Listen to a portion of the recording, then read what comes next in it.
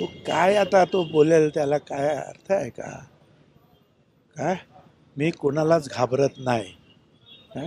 आणि मराठा समाजसुद्धा माझ्याबरोबर आहे तिथे. फक्त असं आहे की अगोदर पहिल्या दिवशीच माझं ठरल्यानंतर 1 महिना जो आहे ते वाटाघाटीमध्ये जे गुऱ्हाळ चाललं ते मला काही पसंत नव्हतं. मी काय घाबरून माघार घेतलं? मी घाबरणारा तर अजिबातच नाही.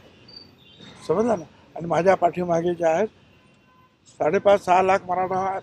त्यातले अर्धे माझ्याकडे आहेच, परंतु ओबीसी आणखीन तेवढेच आहेत, मराठा एवढेच ते सगळे माझ्याबरोबर आहेत. आदिवासी 3 लाख बरोबर आहेत. आमचे दलित समाज 2 लाख आहे. मुस्लिम समाज 2 लाख आहे. परत उच्चभ्रू आणि इतर ज्यांना नाशिकचा विकास पाहिजे आहे ते माझ्याबरोबर आहे. सहजच 2 लाखाने मी निवडून येत होतो आरामामध्ये. पण असं आहे ना की ते मान सन्मानाने होत नसेल आणि माझ्यामुळे जर वाटाघाटी अडत असतील तर मी म्हटलं बा मी बाजूला होतो, संपला विषय.